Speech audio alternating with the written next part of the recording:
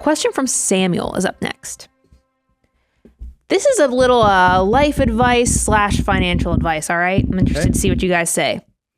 As a bachelor in his late 20s, I would like to get married and start a family in the next 5 years. Should I hold off on buying a house as my needs will likely change? Do you know why we're chuckling? If I could tell you, it's so fun being a financial planner and the fact that we deal with all situations. And I have, oh my gosh, I immediately have a couple in mind that every time I get on a phone call with them, I feel like I'm their counselor. And it's because they got married later in life. They're living in the husband's house. The husband loves this house. He has all kind of great memories with this house because it was his bachelor house.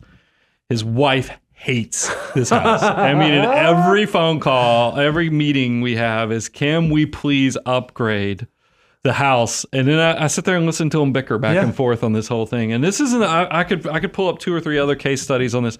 So look, Samuel, if you don't have a significant other and and it's questionable on when you will find this person, don't get in a hurry on that either, by the way, because I not to be those trolls, because it always amazes me when we talk about anything marriage. There's always 2 or 3 people. They're probably in the chat room right now saying, never get married. Those people are out there. Stay away from getting married. No, I will tell you, as a person who's been married for 25 years, marriage is outstanding if you do it right.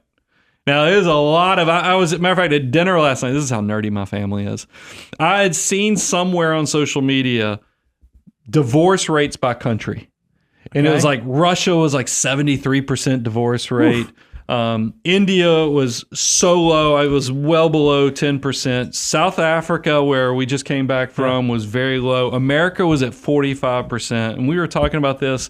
So, yes, there is high percentages of divorces in certain countries, but I think you can minimize that if you choose well and measure twice on that partner. But if Samuel's years from having somebody, so it might be 5-7 years in the future, it's kind of like the house decision. You could probably make it and just know that there might be some hiccups or road, or speed bumps with your significant other liking the house decision later. But if you have somebody, maybe you've already been dating for a few months, or you went on a date last week with somebody who's like, man, there's something about this person, you might want to slow it down until see it, because I think it's just human nature. We all like to feel like we were involved with the recipe.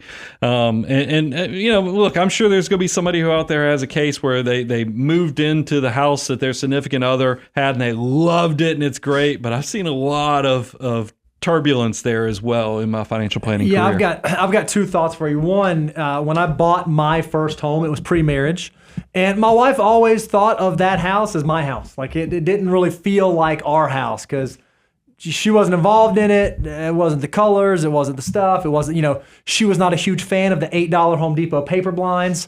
I thought they were wonderful. And so you run into these issues. So it is something to know going into it that life circumstances change. Now, frankly, me as a young, unmarried bachelor with no kids probably shouldn't have bought like the 4-bedroom house and all that. It just didn't make a ton of sense, even though financially it was okay. It didn't make a ton of sense lifestyle-wise. So if you are going to do it, I would say, hey, do it wisely.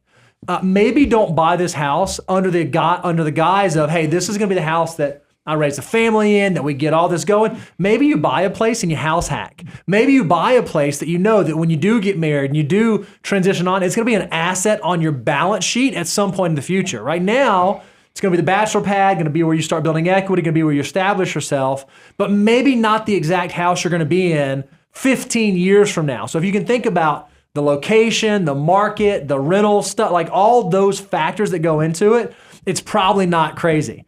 If you try to, in my opinion, buy the house that you think your spouse who's yet to be named is going to love, there's a good chance you're not gonna nail that one. Just in my opinion. So if you're gonna do it in a wise way as you approach making that financial decision.